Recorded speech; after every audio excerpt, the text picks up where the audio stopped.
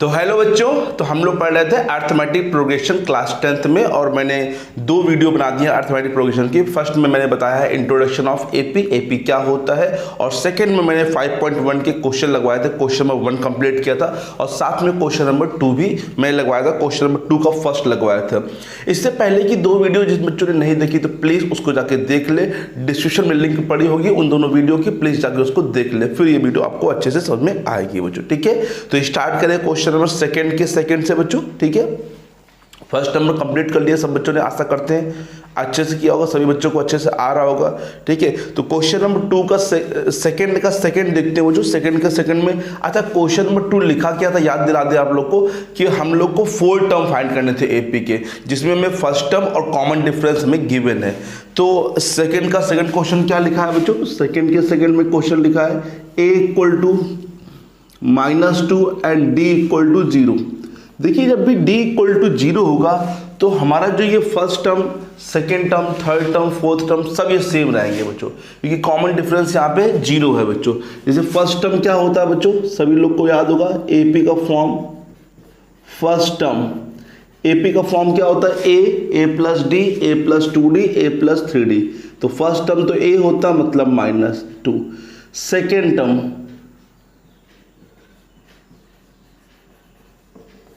a plus D, -2 plus 0 करेंगे तो मतलब कि -2 है।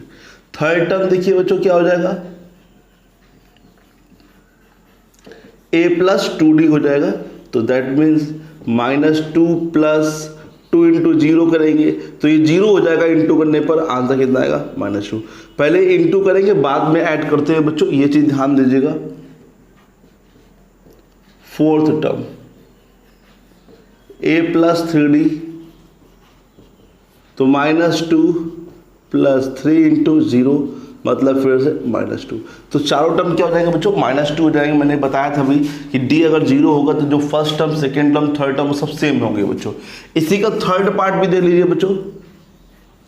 a इक्वल टू लिखा है 4, d इक्वल टू लिखा है -3।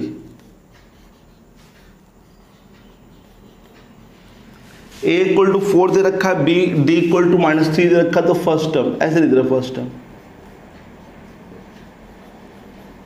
फर्स्ट टर्म क्या होता है? a, तो मतलब कि 4। सेकेंड टर्म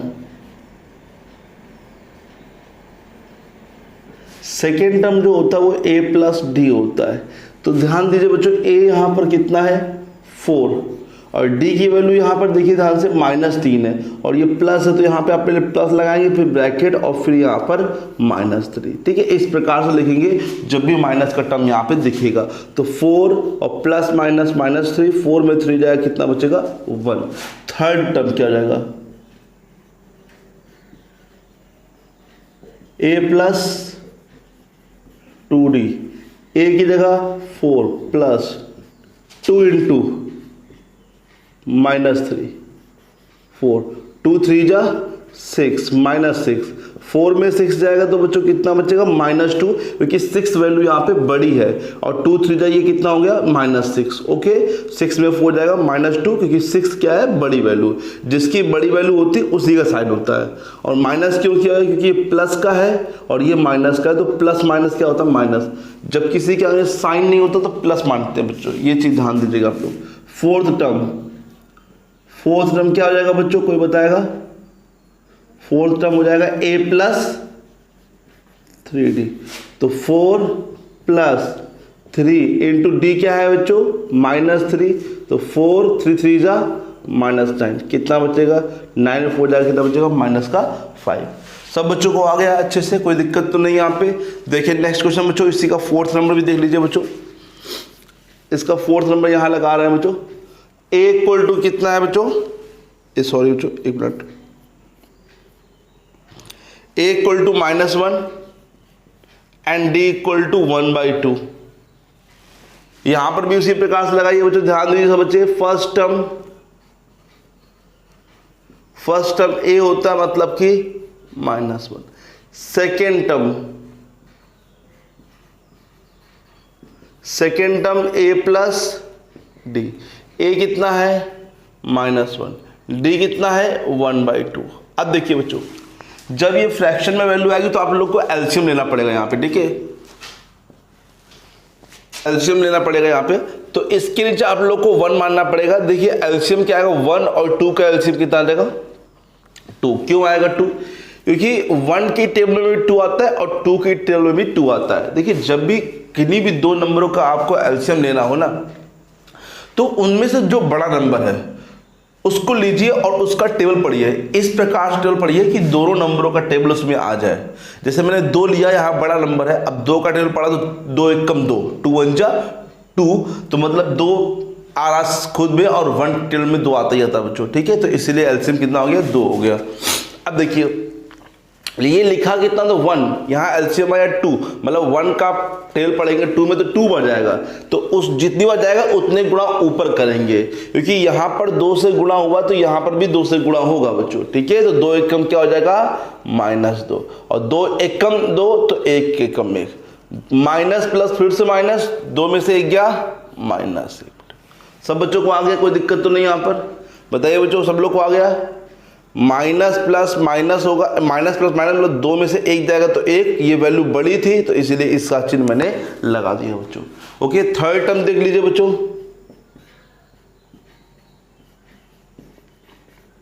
थर्ड टर्म हो जाएगा a प्लस 3d -1 प्लस 3 गुणे d की जगह 1/2, 2 से 2 कट जाएगा, -1, देखिए सॉरी ये a प्लस 2d होगा, सॉरी बच्चों, ये 2 से 2 क्या जाएगा, कट जाएगा, -1 प्लस 1, और ये कितना आ जाएगा 0, क्योंकि माइनस प्लस क्या होता है, -1 से बन जाएगा, कितना बन जाएगा 0। आया सब बच्चों को। ये a प्लस 2d था, गलती से 3d लिख गया बच्चों। और ये फोर्थ टर्म क्या हो जाएगा, फोर्थ टर्म हो जाएगा a प्लस 3d, तो a प्लस 3d, a मतलब -1 और 3 इंटू डी मतलब 1/2। देखिए अब एक कट तो नहीं होगा, लेकिन हम लोग इंटू करेंगे, 3 का इंटू 1 में करेंगे, 3 1 जा 3 अपॉन में 2। कितना एलसीएम आएगा बच्चों यहाँ पर, 2 एलसीएम आएगा 2, 1 2 जा 2, तो 2 1 जा 2, फिर से वही चीज बच्चों है ना, 1 2 जा 2, पहले डिवाइड करेंगे नीचे, जितनी बार डिवाइड जाएगा उतना ही मल्टीप्लाई कर देंगे ऊपर की तरफ, ठीक है। जैसे 2 1 जा 1 टाइम्स, तो 1 3 जा 3। अभी माइनस प्लस तो माइनस होगा, लेकिन इस बार 3 से 2 माइनस होगा, क्योंकि 3 बड़ी वैल्यू है, तो ये प्लस का है तो प्लस का बचेगा 1/2। तो first term, second term, third term, fourth term, ये आ गया। माइनस प्लस माइनस, 3 में 2 जाएगा, कितना बचेगा 1, वही प्लस का 1 बचेगा, ठीक है, क्योंकि प्लस की वैल्यू बड़ी है यहाँ पे। तो ये फर्स्ट सेकेंड, मतलब फर्स्ट तो मैंने पहले कहा था, सेकेंड थर्ड फोर्थ यहाँ पर हो गए बच्चों, यहाँ पे सभी लोग को आ गए अच्छे समझ में। अब एक बच्चा है फिफ्थ, वो भी देख लेते हैं, वो डेसिमल में है, ठीक है।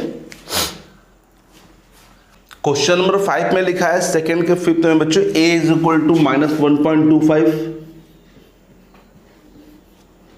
a equal to -1.25 and d equal to -0.25, ठीक है। ये भी क्वेश्चन अच्छा है, कैसे फाइंड करेंगे इसके 4 टर्म। देखिए बच्चों, फर्स्ट टर्म तो आप लोग को दिक्कत नहीं होनी चाहिए यहाँ पर। फर्स्ट टर्म क्या है, a मतलब -1.25। Second term a plus d, second term क्या है, a प्लस d। तो समझिए बच्चों, सेकेंड टर्म -1.25 प्लस d की जगह क्या आ जाएगा बच्चों, -0.25, ठीक है। a की जगह ये और d की जगह ये, और बीच में प्लस लगा तो प्लस लगा रहेगा। पहले ब्रैकेट हटाएंगे बच्चों, तो बच्चों ध्यान दीजिए, माइनस प्लस माइनस क्या हो जाएगा, यहाँ पे माइनस हो जाएगा। अब ये माइनस माइनस क्या होता है बच्चों, प्लस होता है। तो माइनस माइनस प्लस का मतलब कि दोनों को ऐड करेंगे, 5 5 10, 2 2 4 1 5 और 1, और बड़ी वैल्यू ये माइनस का है, तो इसलिए मैंने माइनस यहाँ पे लगा दिया बच्चों, ठीक है। माइनस माइनस प्लस, तो दोनों को प्लस किया, लेकिन बड़ी वैल्यू ये थी, वो भी माइनस की थी, तो माइनस लगा दिया बच्चों, ठीक है। अब थर्ड टर्म देख लीजिए बच्चों। थर्ड टर्म होता है a प्लस 2d। a कितना है, -1.25 प्लस 2 इंटू -0.25। देखिए बच्चों ये तो ऐसे रहेगा, और पहले ऐड मत करिएगा बच्चों, ऐड कर देंगे वो पहले तो गलत हो जाएगा बच्चों। सबसे पहले आपको मल्टीप्लाई करना यहाँ पर है, ठीक है। देखिए एक रूल होता है बॉड मास का रूल, उसी से हिसाब से हम लोग करना पड़ता है। तो पहले हम लोग क्या करेंगे, इनटू करेंगे यहाँ पे। तो देखिए प्लस और माइनस यहाँ पर क्या हो जाएगा, माइनस, और 2 5 जा 10, 2 2 जा 4, 1 5 और ये 0, ठीक है बच्चों। मल्टीप्लाई हमेशा पीछे से करते हैं बच्चों, यहाँ से मत करना, यहाँ से करना। 2 5 जा 10, 2 2 जा 4 1 5 और 0।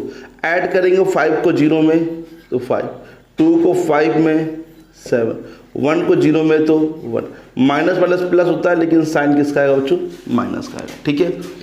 अब लास्ट फोर्थ टर्म कैसे निकलेगा बच्चों, इसी प्रकार से निकालेंगे फोर्थ टर्म को, a plus 3d।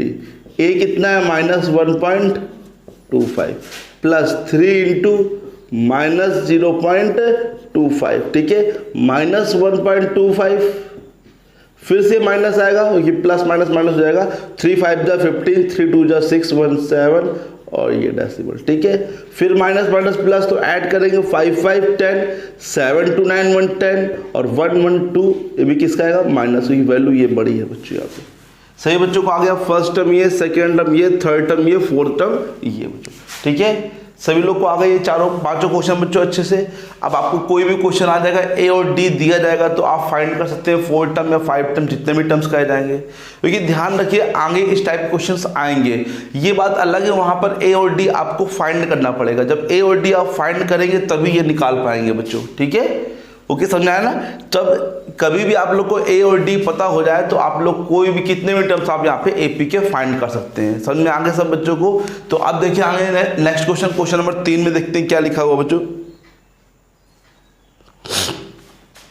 Question number 3 में लिखा हुआ, for the following APs right the first term and the common difference. अब इस बार हम लोग को एपी दे रखी है, मतलब अर्थमेटिक प्रोग्रेशन दे रखी है बच्चों। तो उसमें कहा गया कि फर्स्ट टर्म और कॉमन डिफरेंस फाइंड करिए बच्चों यहाँ पे, ठीक है। जब भी आप लोग को एपी दिया जाएगा तो किस प्रकार से आप फर्स्ट टर्म या कॉमन डिफरेंस फाइंड कर सकते हैं, इसको समझिए बच्चों। इंपॉर्टेंट है क्योंकि आगे बहुत काम आने वाला है बच्चों, क्योंकि आगे के क्वेश्चनों में आप लोग को फर्स्ट टर्म और कॉमन डिफरेंस ही निकालना ज्यादा, ठीक है। देखिए बच्चों, फर्स्ट टर्म और कॉमन डिफरेंस, क्योंकि हम लोग को जो भी आगे क्वेश्चंस करेंगे वो हम लोग को फॉर्मूले बेस करने हैं। तो फर्स्ट टर्म और कॉमन डिफरेंस एक बेसिक चीज है, वो फर्स्ट टर्म और कॉमन डिफरेंस आपको फाइंड करना पड़ेगा अधिकतर क्वेश्चनों में, हर एक क्वेश्चनों में बच्चों, ठीक है। जब वो फाइंड करेंगे तभी आप उसकी वैल्यू वहां पुट कर सकते हैं, अन्यथा पुट नहीं कर पाएंगे। तो सबसे पहले हम लोग देखते हैं क्वेश्चन नंबर 3 का फर्स्ट, किस प्रकार से फर्स्ट टर्म और कॉमन डिफरेंस फाइंड करते हैं। क्वेश्चन नंबर 3 का फर्स्ट में लिखा है बच्चों 3 1 -1 -3। देखिए एक सीरीज दे रखी है, एपी दे रखी है। फर्स्ट टर्म में आपको दिक्कत नहीं, फर्स्ट टर्म को हम लोग ए से डिनोट करते हैं। फर्स्ट टर्म यहाँ पर कितना हो जाएगा 3। एंड कॉमन डिफरेंस की बात करूं, डी की बात करूं, तो कॉमन डिफरेंस आप सिंपल तरीके से निकाल सकते हैं, सेकेंड टर्म माइनस का फर्स्ट टर्म, या फिर थर्ड टर्म माइनस का सेकेंड टर्म, या फिर fourth term minus third term. मतलब उसके पीछे, मतलब जैसे फर्स्ट टर्म की तो आगे कुछ है नहीं बच्चों।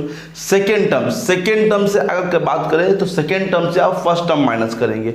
थर्ड टर्म से बात करें तो थर्ड टर्म से आप सेकेंड टर्म माइनस करेंगे। लेकिन माइनस आपको सिर्फ एक ही बार करना है, कहीं पर भी एक बार कर लीजिए, क्योंकि इन्होंने लिख दिया ये एपी है। अगर आपको चेक करना हो एपी है कि नहीं, तब आप लोग क्या करेंगे, इससे इसको माइनस, फिर थर्ड से सेकेंड, फिर फोर्थ से थर्ड, फिर वहां पे सबका कॉमन डिफरेंस अगर सेम आएगा तो वो एपी होगा, अन्यथा एपी नहीं होगा। लेकिन इन्होंने पहले ही बोल दिया कि एपी है, तो आप लोग क्या करेंगे, सिंपल सेकेंड टर्म को उठाएंगे, माइनस को साइन लगाएंगे, फर्स्ट टर्म को लिखेंगे, तो कितना आंसर आ जाएगा 1 -3। 3 बड़ी वैल्यू है, 3 में से 1 जाएगा तो कितना बचेगा -2। ठीक है बच्चों, सभी लोग को आगे कोई दिक्कत तो नहीं है यहाँ पर, है ना। First second term minus first. देखिए बच्चों, सेकेंड टर्म जो भी लिखा है सेम एज वेल यहाँ नोट करिए, बीच में माइनस लगेगा बच्चों। फर्स्ट टर्म में अगर माइनस है तो उसको ब्रैकेट में लगा के लिखना बच्चों, ओके। चलिए मैं बता रहा हूँ आगे क्वेश्चन से आएगा बच्चों भी। जैसे सेकेंड क्वेश्चन इसी का देखिए, माइनस का 5 माइनस का 1 3 7 डैश डैश डैश। अगर मैं फर्स्ट टर्म की बात करूं तो फर्स्ट टर्म यहाँ पर कितना हो जाएगा माइनस का 5। फर्स्ट टर्म में कोई दिक्कत नहीं, फर्स्ट टर्म जैसे यहाँ -3 था, फर्स्ट टर्म यहाँ माइनस का 5 है बच्चों, कोई दिक्कत तो नहीं है, यहाँ पे दिक्कत नहीं होगी। कॉमन डिफरेंस कैसे निकालते हैं? सेकेंड टर्म इस बार देखिए ध्यान से क्या लिखा हुआ है, -1 से माइनस करेंगे, कितना बच्चों? फर्स्ट टर्म क्या लिखा हुआ है? -1। सेकेंड टर्म से माइनस करेंगे फर्स्ट टर्म क्या लिखा है? -5। और बहुत से बच्चे क्या करते हैं कि माइनस ये लगाते नहीं है, वो सोचते हैं ये माइनस लग तो गया है, जबकि ये माइनस तो लगाया गया सब्ट्रैक्ट करने के लिए, और ये माइनस उसका खुद का माइनस है बच्चों। ओके बच्चों, तो माइनस का 1 और ये ब्लैक प्लस क्या हो जाएगा? माइनस प्लस 5 में 1 जाएगा बच्चों, कितना बचेगा? 4। डी की वैल्यू कितनी आ जाएगी? 4 आ जाएगी बच्चों। समझ में आया? क्योंकि बड़ी वैल्यू 5 है तो इसलिए प्लस का साइन आएगा। अब देखिए थर्ड नंबर इसी का क्वेश्चन, यहाँ पे देखिए थर्ड नंबर में क्या लिखा है? 1/3। ये भी सिंपल है, 1/3, 5/3, 9/3, 13/3। तो फर्स्ट टर्म कोई बताएगा बच्चा?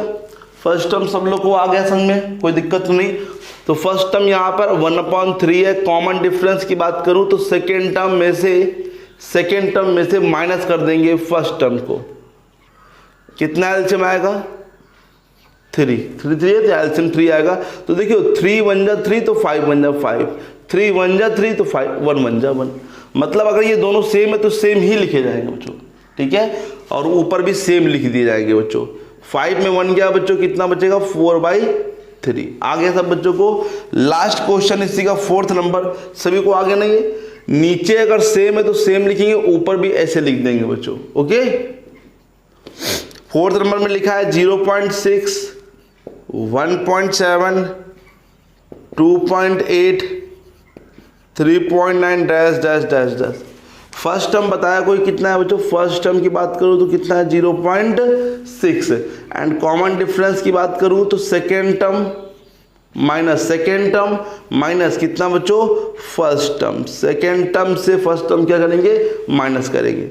7 से 6 गया 1, 7 से 6 गया बच्चों 1, और 1 से 0 गया बच्चों 1, तो कितना आ जाएगा? 1.1। तो this is A and this is a common difference, ठीक है। अच्छा, आप अगर थर्ड से भी माइनस करेंगे, जैसे थर्ड से मान लीजिए माइनस करते बाई चांस 2.8, थर्ड से क्या? सेकेंड, फिर भी यहाँ से ये आएगा 8 में 7 गया 1 और 2 में 1 गया 1।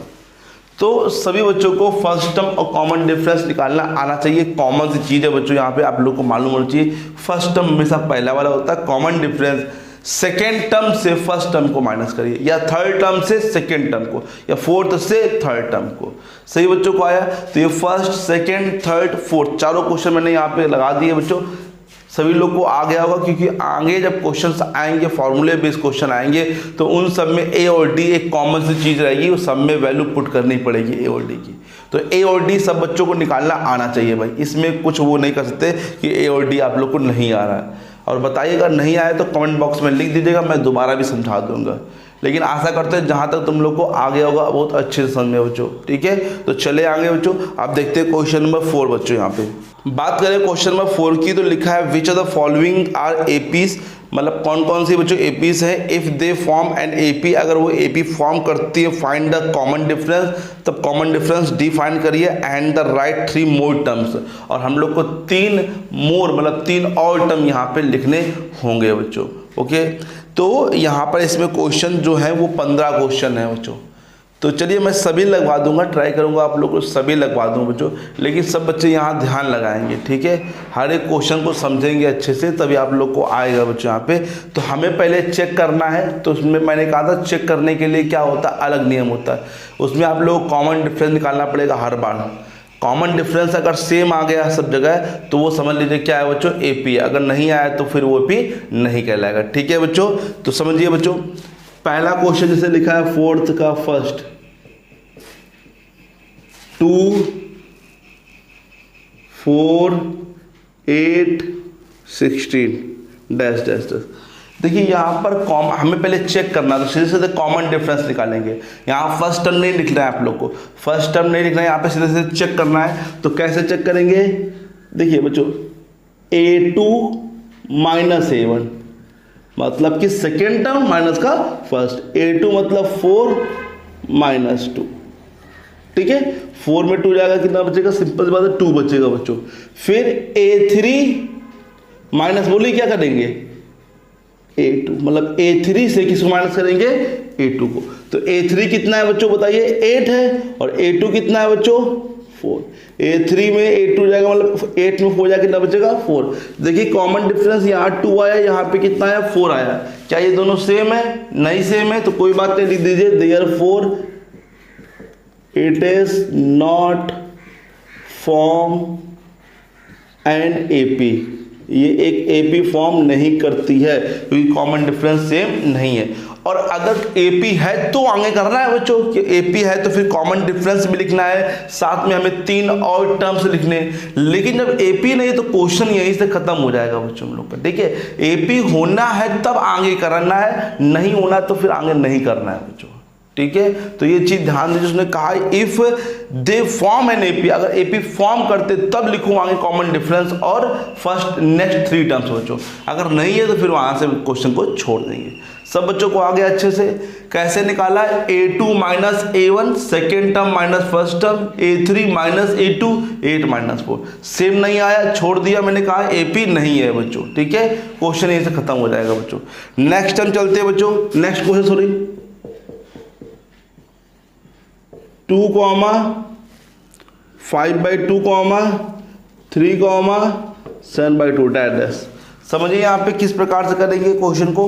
Second term A2 minus A1, A2 क्या है बच्चों, ध्यान दीजिए, ये A1 है, ये A2 है, तो A2 क्या है 5/2, माइनस का A1 क्या है बच्चों, ध्यान दीजिए 2। अच्छा, इसको सामने ही सॉल्व कर दे रहे बच्चों यहीं पे, ठीक है। बताइए इसके नीचे क्या मानेंगे, 1, और अभी मैंने बताया था एलसीएम क्या आएगा, यहाँ पर 2 एलसीएम आएगा, ठीक है। अब 2 और 2 ये मैच कर रहा, तो ये ऊपर भी ऐसे ही लिख दिया जाएगा 5, कोई दिक्कत नहीं। 1 का टेबल पढ़ो बच्चों 2 में, तो 1 2 जा 2, 1 2 जा 2, तो 2 2 जा कितना हो जाएगा बच्चों 4, तो 5 में 4 जाएगा, कितना बचेगा 1। ये आ गया 1 2 जा 2, तो 2 2 जा कितना हो जाएगा 4 हो जाएगा, और 5 में 4 जाएगा, कितना बचेगा 1, ठीक है। तो A2 माइनस A1 आ रहा 1/2।